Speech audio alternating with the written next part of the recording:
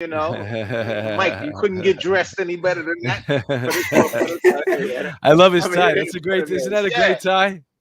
When you talk about mine or Mike's? No, I say Mike's tie. You know, because I mean, Mike's tie doesn't get pales in comparison to mine, but you know, he's a you got some traps though. Your yeah. traps look good though. What's up, You gotta. everybody? We're already in our chat here. What's up, everybody? Welcome to another episode of Police Off the Cuff After Hours. I'm your Bow. host. Bow. I'm your All host, right. Mark DeMayo. My co-host sitting in tonight is none other than the prodigy, Mike Cologne. What's up, Mike? Hey, Mark. Hey, Darrin. Glad to be here. Mike is the host of a very popular podcast called Cologne Report. And our guest tonight, returning once again, he hasn't learned his lesson. He's back from doing The his motherfucking man.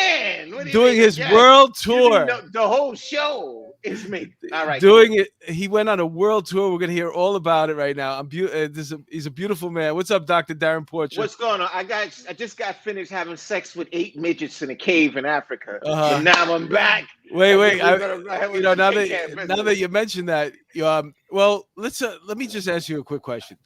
You decided to go on vacation, but not like a regular vacation. You basically went around the world almost. Well, there was a series of two different. Like at first, I went with my old lady. First, we went to Europe and we went to Egypt, and then I came back for a couple of weeks, and then I went back to Africa, South Africa, and went on one of these safaris. Oh, that's me over in I'm in Paris there, holding out. You see, you see, I got the Rolls Royce Phantom there. What are you doing? Carjacking that guy? Nah, that was the car. Let me tell you, they pick you up from. I came to Paris by way of London, and so I took the So Eurostar. take us to the beginning. You get when you go to Europe. What's the first The destination? beginning. You mean when my mother and father had sex? No, the first Oh, destination you in said Europe. the beginning. So all right, cool. All right, so with the first destination, Well, when you went to Europe, what was the first stop? the first place I went to was London. Okay, what did you think of that? I mean, it was cool. A lot of people complained about the food there, but I thought that the food was really good. My girlfriend and myself, we stayed in like the downtown area. So I want to say we were relatively close to the Tower Bridge. Most people refer to the Tower Bridge as the London Bridge, but that's the area that we were. That's where our hotel was. We stayed at the Shard Hotel. It was cool. We got the chance to run around. We did the fish and chips thing. Then we went to How went long to Dublin are Island. How long are all these stops, by the way? We tried to. Well, London. We were there for. I want to say it was 6 days and 5 nights. Okay, now you go to Ireland. So do we go to Ireland and then we go to Amsterdam? And I'm gonna be upfront with you, Mark. I went to Amsterdam. I was in the red light district, and I was with my old lady. Uh-huh. So she was basically the person that was guiding the pathway. So So when you see in the red light district, you have the booths with the girls and all of that. Uh-huh. My old lady was my emissary, so she basically set forth the precedent. But you know the craziest thing, like New York weed is legal. I didn't smell anybody smoking dope while I was over there, and it's just Well, I like think they'd have the cafes and stuff like that, right? they had that, but it was like, and there was a sign up in this place where it was like no drinking in public. I was like, get out of here, Uh-huh. in the red light district in Amsterdam. So Uh-huh. anyway, after then we came back to London from Amsterdam. Then we went to we took the Eurostar to Paris. We hung out in Paris. That's where once again. Yeah, right, exactly. And that's the car. We stayed in a Peninsula Hotel, and that's the transportation that they give you in a Peninsula Hotel. They pick you up in a Rolls Royce Phantom. And then after we left, I'm in Rome in that picture. After we left Paris, then we went to Monte Carlo. Let me tell you, it was big dog style. They picked us up from the airport in a helicopter and flew us to the to the hotel. What did you do? You won the prices right or something? How the fuck? How the fuck you get this trip? Like who's Mark? Where did you? Man? What are you kidding me? What is this? All this Fox News contributor money?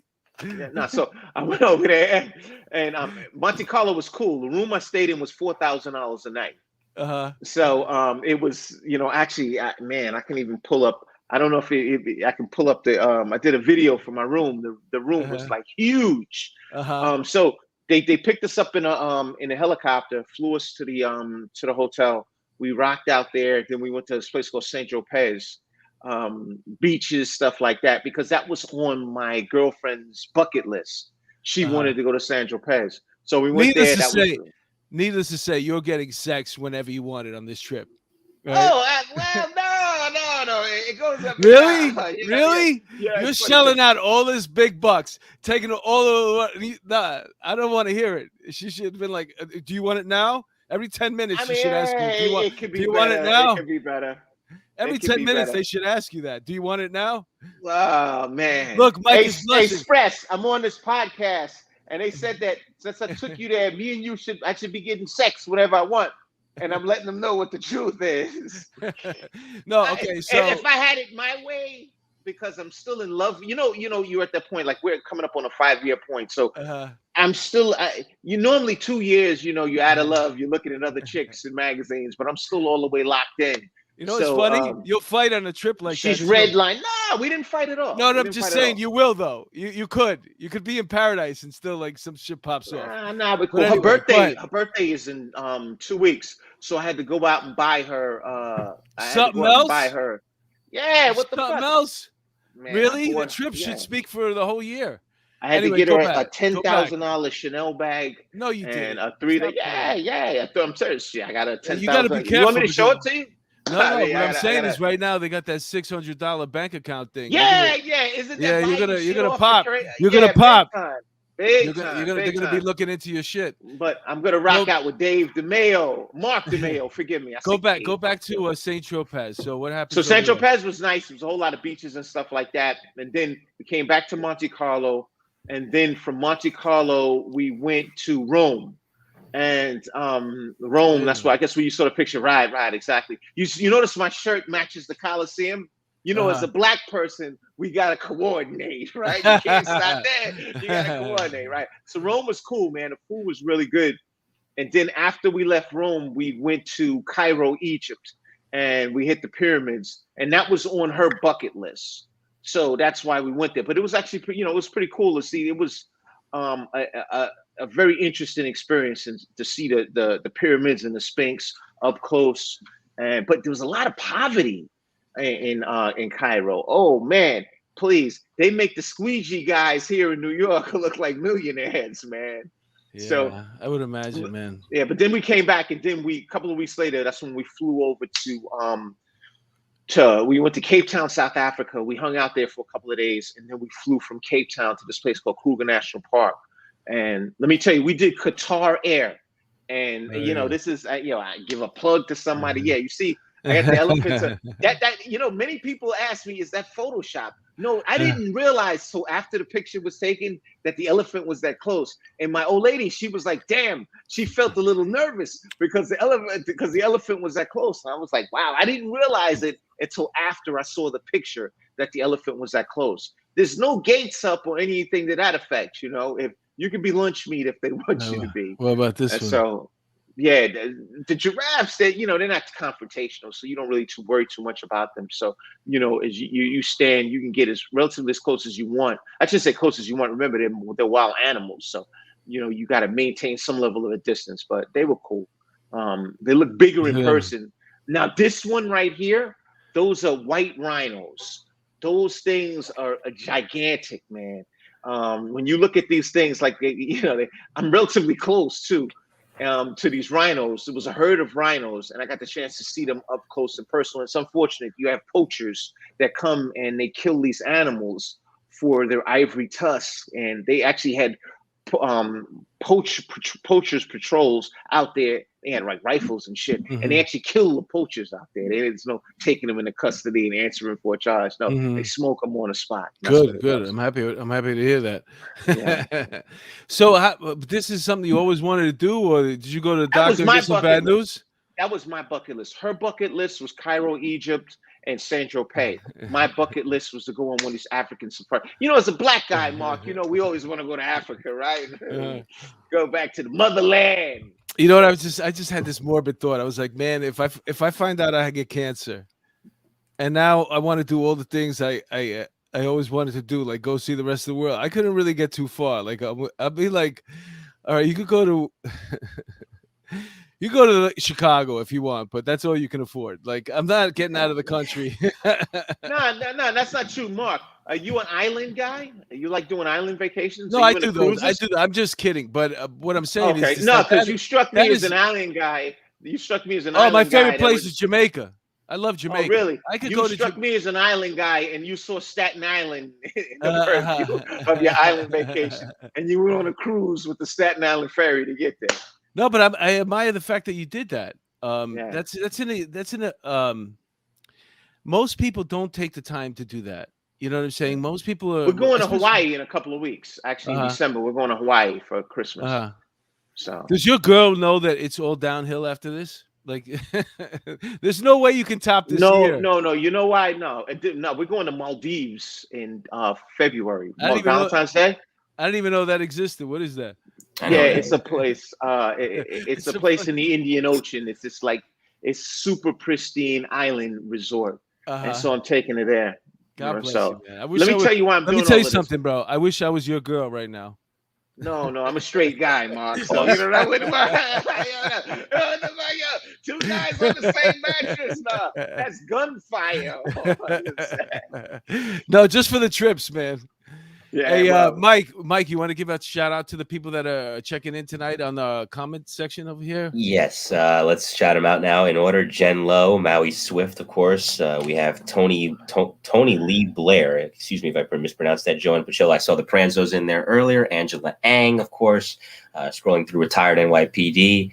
In addition to her, or him rather, we have Mary Green. Thank you, Mary, for being here as always. Margot Siege.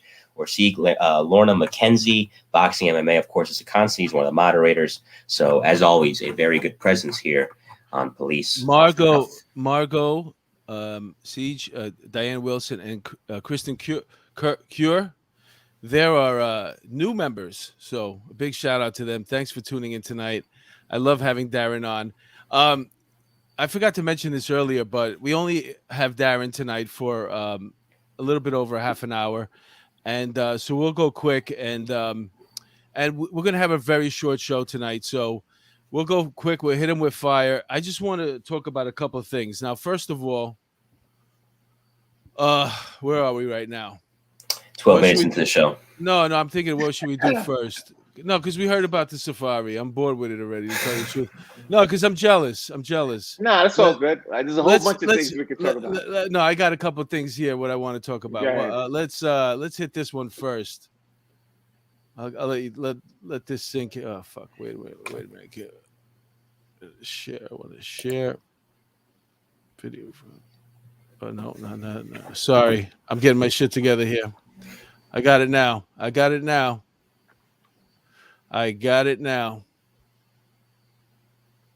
Yeah, here we go. This is bothering me a lot. Surprisingly, this has now become an issue in the closing days of the campaign for mayor. The issue of how to protect the mayor, who should pay for it, and whether that should be the taxpayers. On the last day to register to vote in the city's mayoral election, Curtis Sliwa hoping a new issue registers with voters. That's up when you mess up, Bill de Blasio. The current mayor now accused by his own commissioner at the Department of Investigation of improperly using police to drive his family around, then billing taxpayers for it. It's not security, it's essentially a concierge service. The DOI report found the mayor misused a police van to move his daughter's furniture, let the police drive his son to and from college, and that the police inspector who runs the detail obstructed the investigation. De Blasio pushed back on Thursday. We're looking at a report that is very hard to make sense of and filled with inaccuracies. And today on the radio, I mean, this is just unbelievably inaccurate and unfair. Re-emphasized his stance. NYPD security for his family is allowed, and previous mayors did it too. My experience was the same as all my predecessors, and yet this DOI suddenly decides that there's something wrong. I think that's patently unfair. Defending the mayor, Eric Adams, the Democratic nominee to take his place in City Hall. But he's still a father, he's still a husband, and he must do whatever is needed to protect his family. To Eric Adams, I say, in joining in solidarity with his friend, his supporter, Bill de Blasio. This is corruption of the worst type. Adams didn't address Sliwa today, but on Thursday said it's ironic. Critics have said his own plan to reduce or eliminate his own police detail is irresponsible. We can't condemn him and condemn me. You got to have it one way or the other. Today's the last day for New York voters to register for the election. Early voting starts in 2 weeks.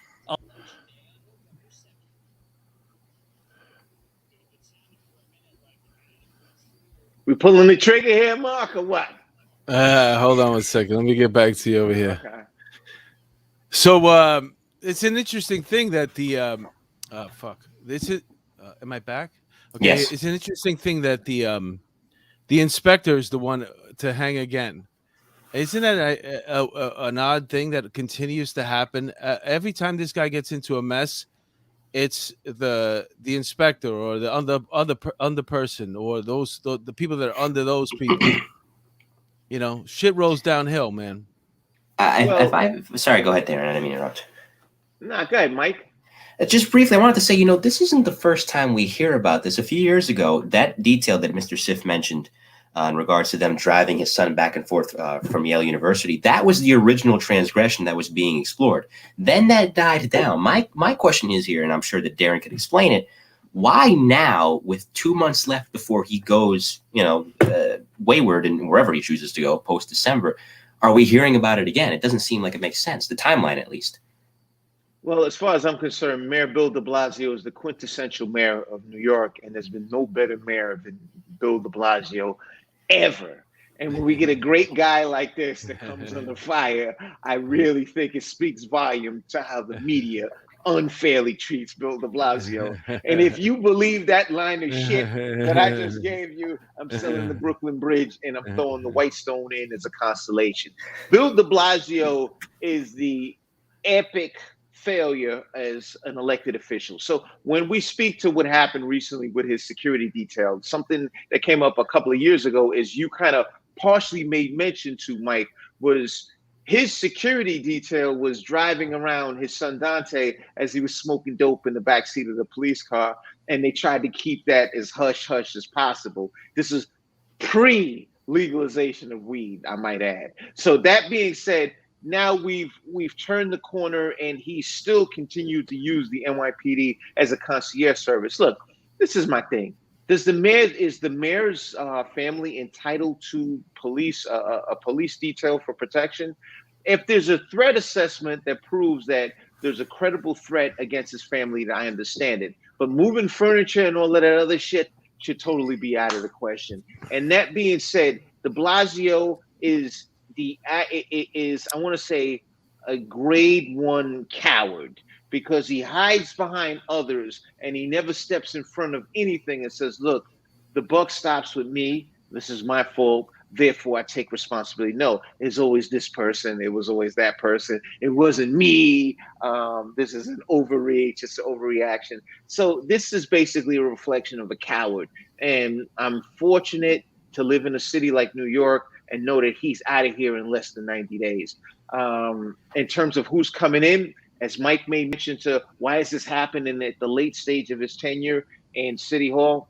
I don't have the answer to that question, but one thing that I do know is he can never run for public office again, because he's been a colossal failure and he has some balls, tepidly speaking, to running for governor.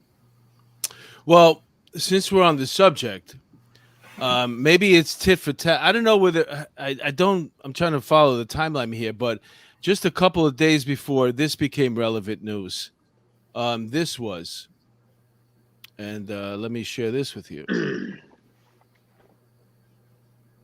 I do feel bad for the DOI though, because they're in a no-win spot. Yes. They're between a rock and a hard place because they report to de Blasio, but they have to present a qualitative investigation of the NYPD and indeed Flash and controversial president of the Sergeants Benevolent Association has resigned tonight.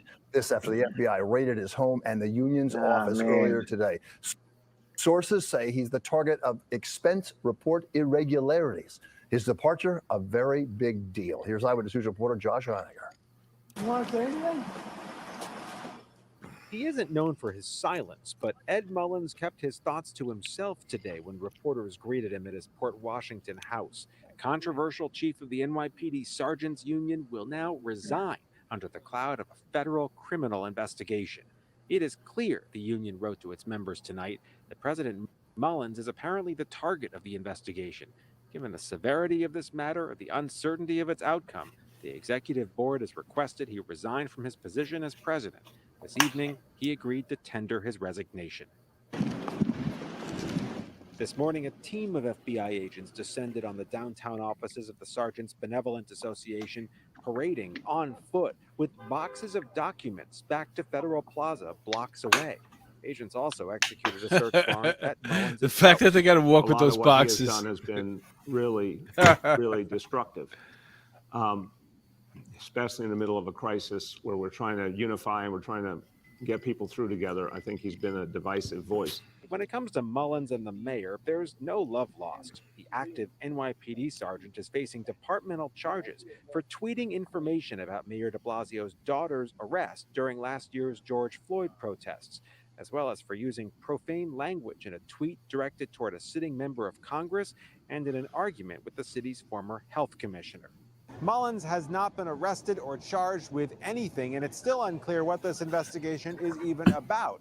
But he has now tendered his resignation at the union he's led.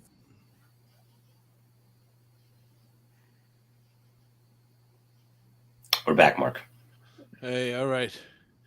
Okay, so what I thought was interesting was that the Ed Mullins, who is a friend of the show, as a matter of fact, when Bill and I started doing this, the progression was to go with the SBA, and we started recording our podcast down in that Inside same building.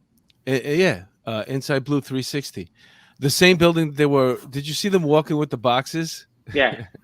Isn't that an embarrassing thing that you got to walk to? Why are you walking 2 blocks with boxes? It's a photo op. Yeah, but you're right. You're right. It's just embarrassing for the, I guess for the investigator. I wouldn't want to be carrying the boxes. I know that. But anyway, so I know Ed as a great guy. I also know him as very, very smart. I doubt they're going to – I just can't imagine him doing anything shady, especially when he's so vocal. And he knows the way people are. The way people are is you're going to be vocal. You got to be able to be clean. And he never held back, man. He said stuff that, everybody in the background's going like this. Yeah. But you don't want to be the guy in the front saying that. Well, I mean, Ed is a personal friend of mine. And when I saw what happened, just in all transparency, I have a personal bias in favor of Ed Mullins because, like I said, we have a great relationship. We're so friends, do I, yeah. And I just see that this is a situation where it's an open investigation. He stepped down. I also look at it from the perspective of, look, he's 61, 62 years old. So he was retiring, I want to say maybe a year to 2 years later. And he had the case in connection with the departmental trial in connection with the tweeting of Mayor de Blasio's daughter when she was arrested. Mm-hmm. I didn't have an issue with that at all because I believe that it was a public record based on it being an arrest. So that being said, she was willing to protest in public. So deal with it in public when it's revealed that you were arrested. I don't, in terms of how that was being driven, I think there was somewhat subjective because one may argue that he divulged confidential NYPD paperwork in connection with the arrest. I don't know if that's the case, or was it just merely a situation where he obtained some information that was public knowledge and he just put it out there. If that's what he did, he introduced information that was a public record. I don't see anything wrong with it. But in any event, apparently de Blasio did. He came with both barrels blazing. And I think de Blasio is a coward. And the one thing I give Ed Mullins credit for is you can either fall for anything or stand for something. He was a person that stood tall for the 20 years as he was a union president. I still wholeheartedly back Ed. And I'm hopeful and confident that he will come through this investigation unscathed. I doubled down on that, and I co-signed it. And I also want to say that fuck. Now I lost my train of thought. Mike, go ahead and I'll get back to it. Well, here's somebody that's been with the NYPD since January of 1982. Has seen a lot, has done a lot, served in the various detective squads. I remember seeing him on the show. And he wasn't only doing guest spots here on various episodes. He was also doing briefly a To The Point series with Bill Cannon. So he's been very active. But I think in general, the more vocal you are, and I'm not saying this is a good or bad thing, it's just a fact of life. The more vocal you are, the more adversaries are going to come your way. Somebody was going to always try at some point to snipe him. The weapon, they were weaponized. The FBI was weaponized right there. You're using a hand of law enforcement to do your dirty deeds, and then it's ironic that 2 or 3 days later, the hammer drops on him. I just don't understand how this works. Well, I want to ask Darrin this real quick, and that actually brings up a very good point.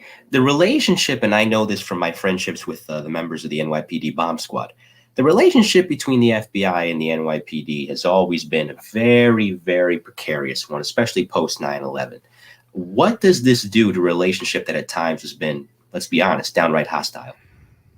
Well, the relationship between the NYPD and the FBI or any other federal law enforcement agency is very compartmentalized. You'll have certain groups or certain units in the NYPD who actively engage with members of the FBI. I'll give you an example, the Joint Terrorist Task Force.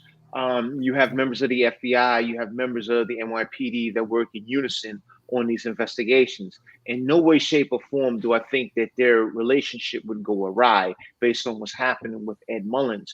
You may have officers that are actually doing the investigation on the FBI side of the fence that may have an acrimonious relationship with the individuals that are being investigated.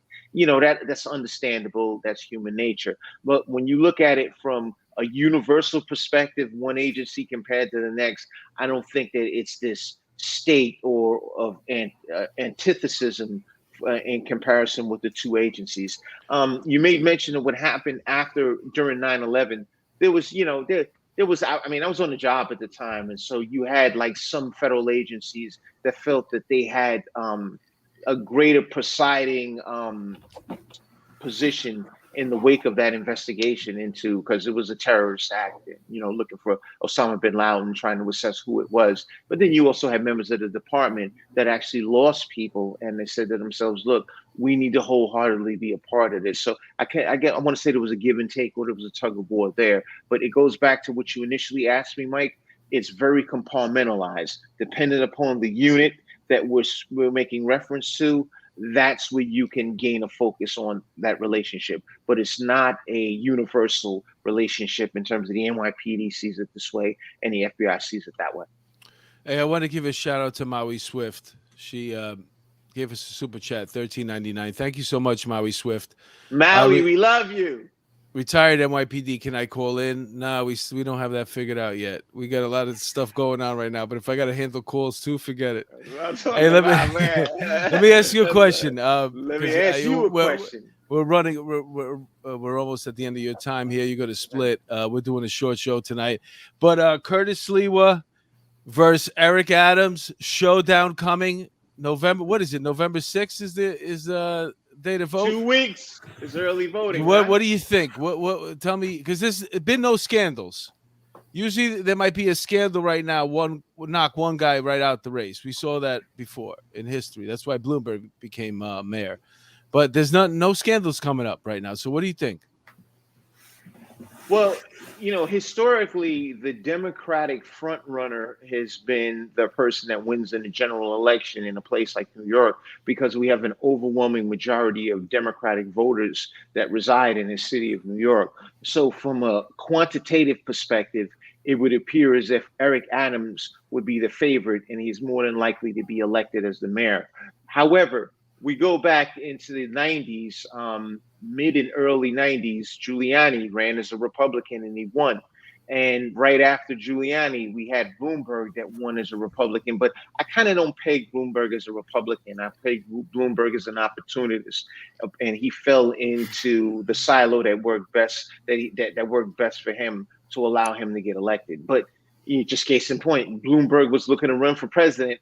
What platform did he run on? The Democratic platform, right? So he's just not a person that's consistent with his ideology and politics. But back to your initial question in terms of Sliwa and Eric Adams, it appears as if Eric Adams is probably going to be the person that pulls this off. But I just think that, I listen to a lot of things that Curtis is speaking to in connection with crime, how we need to address certain issues, the focal point of the quality of life in New York that's been fractured. And I think the messaging that Curtis Sliwa has presented has been more sound in connection with public safety. The other side of the spectrum, he's out there. Yeah, but the other Did you side see of the spectrum videos he posted? I've seen a bunch. With him and the homeless guy. He goes everywhere. He sits down next to a homeless guy. He sips out of the guy's coffee. He massages his feet. He's in the streets like James Evans from Good Times. He's massaging the homeless dude's feet. Yeah, but you also have to remember and take into account Eric Adams was a former NYPD executive as he was a captain. So he has a genuine understanding from a practitioner's perspective of how public safety needs to be advanced in the city. So, that being said, it's going to be a race that we clearly see the favorite is the Democrat, but let's see where the chips fall. But that's what my assessment is. I hope I didn't give you an overly ambiguous answer to that, but I project Eric Adams to be the winner in the wake of the overwhelming Democratic majority in the city of New York. Yeah, I agree. I mean, I think that is everything that you said, once again, spot on. But who knows? We got 2 weeks before the election, or what is it? 3 weeks. 3 weeks before the election. And unless there's a scandal, I mean, my candidate is not. I had a great candidate, and he's not in the race. And I was kind of hoping that my candidate would have really been on that center stage. Who was that? He's not there. Mike Cologne. Not a chance. Motherfucking man. Well, he's coming. He's coming out. He's coming out. Mike will manage the bully pulpit accordingly and get the job done. We'll steamroller over people that don't get the message. That's why Mike's not in the race. That's why we call him the prodigy. Well, thank you very much. But that's one job that I think I'm all right on. Somebody else can have that. I'm good. Well, Darrin, I know you got some personal stuff to take care of over there. So I'm actually on a criminal trial up in Chicago. So I'm just trying to. What's the name of that gang again? Man, I can't really go. All right, yeah. I'll tell you off the air, Mark. All right, go. I heard it before. Anyway. I just thought it was a cool name. Okay. Anyway, Popeye the Sailor, how he saves Olive from Ludo, right? That's the case, right? Well, thanks for coming on with us tonight. We're gonna have you on again very, very short soon. And we'll totally dive into the pool. The next time I come on, Mark, I just want to let you know I'm coming on with no shirt on. We're doing the South Beach style. All right. Well, I'm gonna have to you two, and the same holds true with Mike. You got the sloping traps right there that look good, man. Well, that's a good T-shirt. Well, what kind of T-shirt is that? You got that safari in you, man. You back, man. You went to see a motherland. Forget it. You feel good. I'm talking about. I'm acting black right now. Right. All right, Mark. All right. Thanks Mike, for coming by. I appreciate it. Eminem. It was a pleasure appearing with you both. Likewise. It was good. It was good. All right, cool. Remember, Mike, you're my best candidate for running for mayor. Hopefully you change your mind. 2028, right? I don't know. You could smoke the candidates to step in there, Right now? So, yeah. Right now. You get on there. I think if we get the write-in ballots, we have everyone write in Mike Cologne's name. We could smoke both candidates and you surpass the competition. And they'll just stand around after the fact and, oh shit, I can't believe Mike did it. But I'm here to tell you that he's got 400 YouTube subscribers strong. 400 strong. 400 million. Well, we got to build that up. We got to build it up. Love you guys. So, love you too, man. Thank you guys for stopping. Thank you for stopping by. Right. Let's you know what we're gonna do, Mike? We're going to oh wait a minute. There we go. Are you still okay? So what we're gonna do, Mike, we're gonna give a shout out again to and thanks again for Darrin for he was supposed to stay the whole hour, but he screwed me. What are you gonna do? Nah, he's got more important stuff to do. At least he did the half hour. Like I said, we're gonna have an abbreviated episode tonight. But just to give a shout out to the people, Maui Swift, like I said, she $13.99. Thank you so much. Boxing MMA 365. Factual breakdown. All the usual. Dawn Marie, be safe. Have a great. Ange, hi Ange. Let's see what else we got here. Peter Pranzo in the house. I know he's doing, or he just did an episode with Grizzly. Yeah, it was great. I watched it. Yeah? Yeah, it was really, really good. He's always a good interview. He was on my show a while ago, too. By the way, speaking of Angela, she did a great intro for both Duty Ron and Off the Cuffs Real Crime Stories. I don't know if you saw the intro for Bill and Phil's show. Yeah, we're working on one for mine now. So. Oh, good. Okay. I can't afford her. She's too expensive for me, but she'll do a good one for you. Shut up. You're down with us now, brother. You're down with OPP, man. You get whatever you want. You just name it. The Prodigy.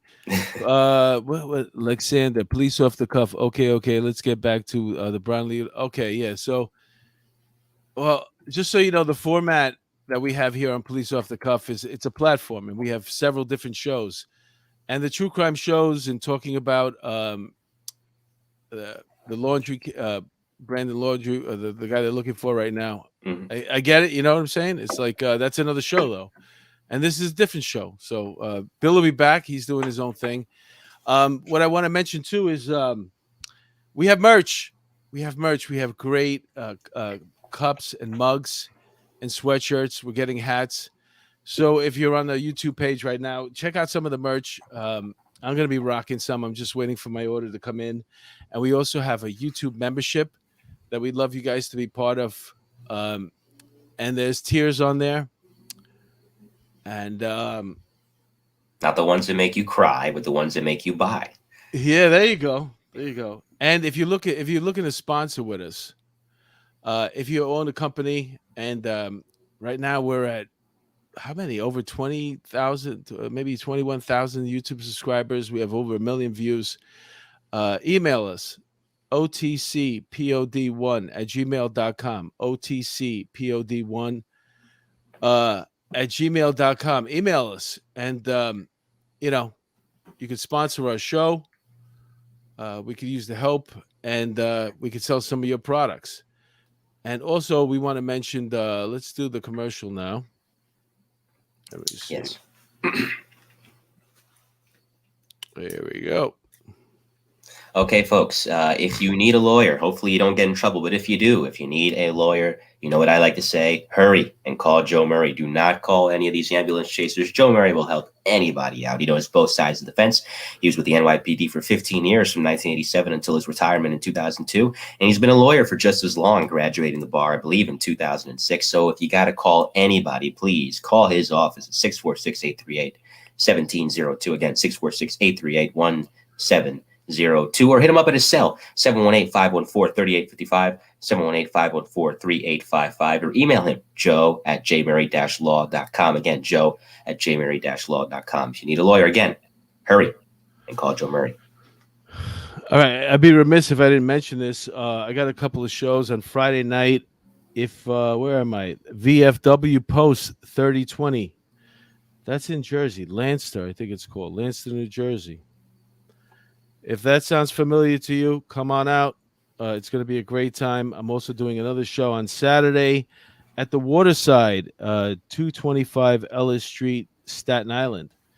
So if you're in Staten Island and you want to come out and watch me rock the house, Saturday night, it's Comedy for a Cause. And all the proceeds will be donated to whatever cause they're doing there. The Waterside. The good kind. I'm not trying to I'm just reading it. I'm just reading it off the phone right now. One more thing. I wanted to just hold on 1 second. And here we go. You ready for this? That's my album. It's called The Bangers. Okay. It's a lot of jokes that I've been doing for years that I wanted to just put them all on one album and get done with them. There's a bunch of police stuff on there too. Really, really funny stuff. You can get it anywhere. You can stream iTunes, Spotify. If you have Sirius in your car, you're going to hear me whether you want it or not. So that's we did an abbreviated show tonight. I had more stuff to ask Darrin about, but Mike, what do you got coming up? Well, tomorrow, Friday, I have Volume 6 of The Best of the Bravest, interviews with the FDNY's elite. For the next episode of the podcast is going to be Captain Dennis Tardio. Dennis Tardio did 23 years in the FDNY, retired a captain, and he led the rescue efforts. He was one of the leading figures in the rescue efforts at the Trade Center on 9/11. He was in the North Tower. Him and all his men survived that day. And next week, a couple of interesting shows, continuing to build up the audience. Got another interview coming up with the retired bomb squad detective as part of my miniseries with that. Retired deputy chief. And next Friday, unless any news breaks, hopefully the world is able to not go bonkers for a week, I got Ashley Banfield coming up. So some exciting stuff on tap for the show. And where can they find you? You can find me on YouTube, MC's Audio, MC''S Audio, and please go subscribe to me if you haven't already. And of course, you can find me on Instagram, original_MC1, Twitter, Mike in New Haven, LinkedIn, Mike Cologne, type in Mike Cologne, MIC''D. We're going to be back again next Thursday. Who's our guest next Thursday? It looks like it's going to be Thomas Coughlin, who's a police psychologist and a retired detective. All right. I'm excited about that, man. And you'll be sitting in with me for that? I'll try to, yeah. Hopefully I can. I know we have some other guests coming up too. The 28th is going to be a particularly great show. Aphrodite Jones, who's a crime writer and has worked with police departments for over 30 years now. She was just recently featured on 2020, as a matter of fact. So that's two very good shows coming up. All right, folks. So there you have it. We did an abbreviated show tonight because Darrin, he had to run out. But we thank you guys for tuning in. And we'll be back next Thursday with, once again, what's the guest's name? Thomas Coughlin. Yeah, that's going to be exciting. And once again, on behalf of Police Off the Cuff After Hours, thank you guys so much for tuning in. We really appreciate the love. And we'll see you next Thursday. Take care, everyone. Stay safe.